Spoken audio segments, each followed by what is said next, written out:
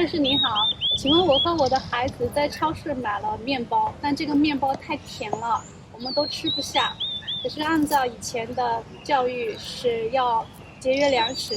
所以我就很勉强的和我的孩子一起把不好吃的面包硬生生吃完了。是，请问您在佛法上对我们这个生活有什么样的一个生活上的指导吗？这个问题很好啊，因为呢，佛法呢特别强调，知足，知足常乐，应该是这个大家很熟悉，大家都听过的。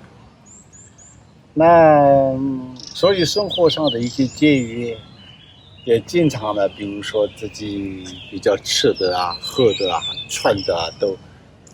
就是不浪费啊，节省是一个好的习惯。除了是好的习惯之外呢，这个本来就是不必要的浪费是不应该的。那这种当然是你刚刚自己说的一样，本来的我们的教育就是这样嘛。可是呢，你在店里面卖了一个比较不好吃的面包，很甜嘛所以甜对身体也不好。再加上有时候呢，我们自己有时候有一些食物呢，你勉强吃的时候，真的可能会因为这个说明是它就很难吃或就是不好吃，等于是这个你的这个自然的那个身体有点反抗。这种情况下你还是勉强吃的话，可能会对身体造成伤害，就是会生病或者就是会有这种结果的。这种情况下其实是不应该勉强。那怎么办呢？因为你经常你自己比如说那个卖东西等等，你就是现在虽然是可以放在冰箱里等等，但是呢，如果恐怕会浪费的话呢，你就是自己要有一个控制的习惯。因为有些呢好像不知道为什么没有一个满足感，或者有一些没有安全感，就是要买很多的衣服鞋子吃的穿的，对吧？很多时候是因为穿了又不穿，我根本就自己都忘记了有没有买过这样的东西。这个习惯其实是非常不好的。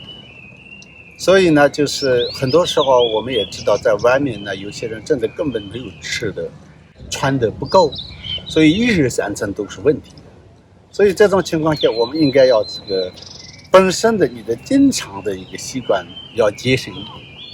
然后点餐的时候也好，你自己买餐的时候也好，经常你煮东西的时候都是不要太多生意，就是刚刚好的一个范围，你能不能养成这样的一个习惯，这是重点，不然的话呢，你就是有时候在外面，比如说你点餐点错了，或你不了解他们的那个点餐的这个内容，然后就可能会点的是真的是很难吃，那就是你不要勉强，明白吗？如果你对身体造成伤害或对小孩等等的话呢，如果你要去看病，本来你是不想浪费的，然后就又造成了社会资源一些个人各方面的另外一个浪费。所以这种浪费我们是用比较去看一些具体的东西呢，不一定是全部都为了避免浪费你要吞下去，其实是这也不一定是这样。就算一直你这样做，也不一定对这个社会和资源有很大帮助的嘛。但是经常你懂得这个食物各方面的尊重，你经常的习惯当中就是刚刚好，你这个用的时候就是真正的需要的就是用，这是比较重要的。这是第一个。另一个呢，比如说你可以在外面可以放在那边喂那个叫什么蚂蚁等等，这样是可以的。我们当地呢有一个叫做捉锦，专门是布施给蚂蚁的这种一个习俗，所以呢这个就是可以成为一个布施。当然呢，有一些呢，我们现在城市里的花园都比较有限的嘛，大家个人每个人都有自己的一个空间，所以如果你随便乱丢别人的这些花园地方也不对的啊。但是这个要看情况，这个是比较重要。另外一个呢，其实现在呢，有一些呢，你经常食物呢，垃圾分离，知道吗？它本来就是一个是普通垃圾，一个是食物类的，而且这些呢，有一些呢就可以循环的就变成废料，对大自然有帮助的。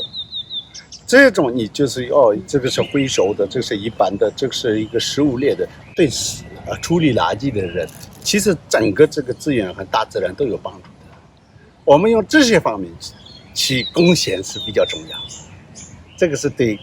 自己和社会都有帮助的。一些个案的一些东西，你很难吃的时候要勉强吃，实际是不是很必要的一个事情。这些做法要有弹性。大概这样。谢谢大师。